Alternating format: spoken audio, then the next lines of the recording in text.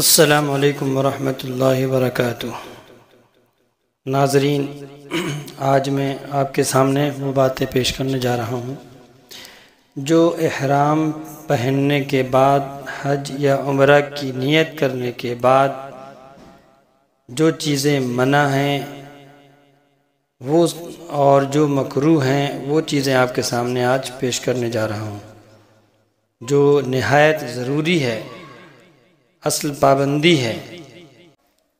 سب سے پہلا ہے جماع، یعنی ہم بستری کا ذکر عورتوں کے سامنے کرنا یا اس کے مثل بوسہ لینا، اسی طرح اس کے اسباب اختیار کرنا، یہ سب منع ہیں۔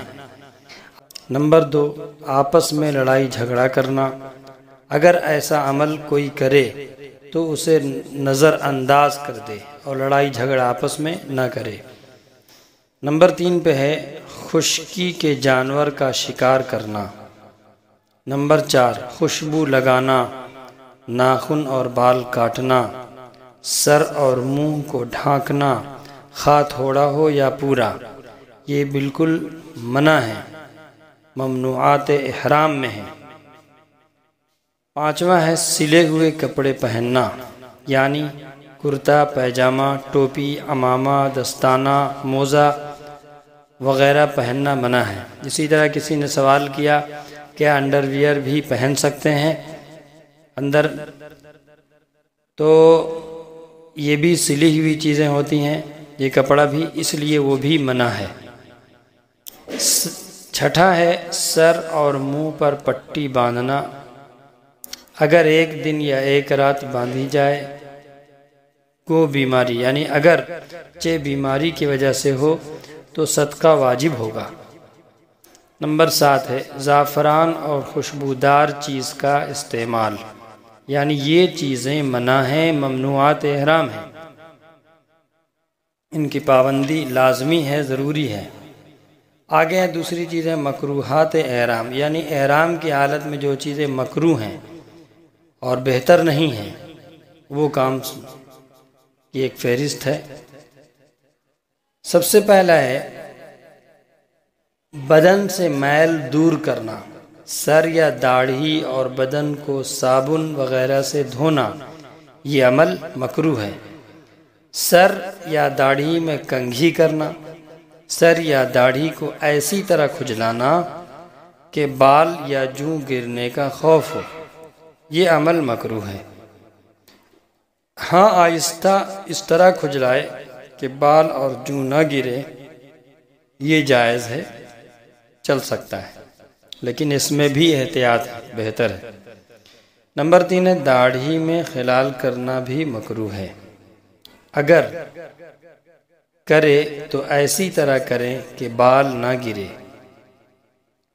نمبر 4 ہے تہبند، دونوں پلوں کو آگے سے سینا، یعنی سیلی ہوئی لنگی پہننا مکروہ ہے۔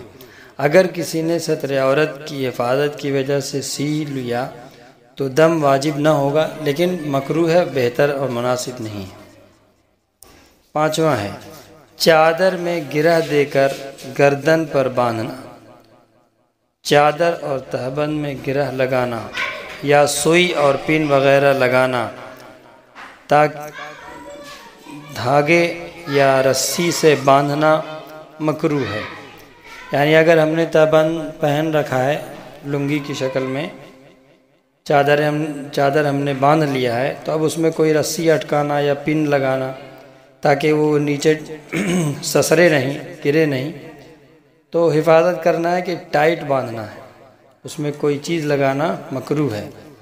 6واں ہے خوشبو کو چھونا یا سونگھنا، خوشبو والے کی دکان پر خوشبو سونگھنے کے لیے بیٹھنا، خوشبودار میوہ یا خوشبودار گھاس کو سونگھنا اور چھونا، یہ سب مکروہ ہیں، اور بلا ارادہ خوشبو آ جائے تو کوئی حرج نہیں ہے۔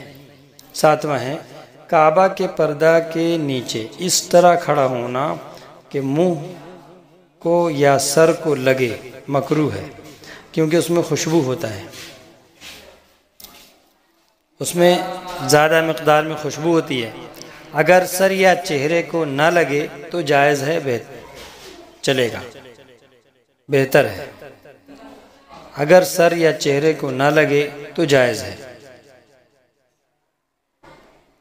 تو یہ چیزیں تھیں جو احرام کی حالت میں یہ پابندیاں بہت ہی ضروری ہیں، بہت اچھی طرح سے اسے یاد کر لینا چاہیے، دہرا لینا چاہیے، ذہن نشین کر لینا چاہیے، تاکہ کوئی ایسا کام نہ ہو جائے جس سے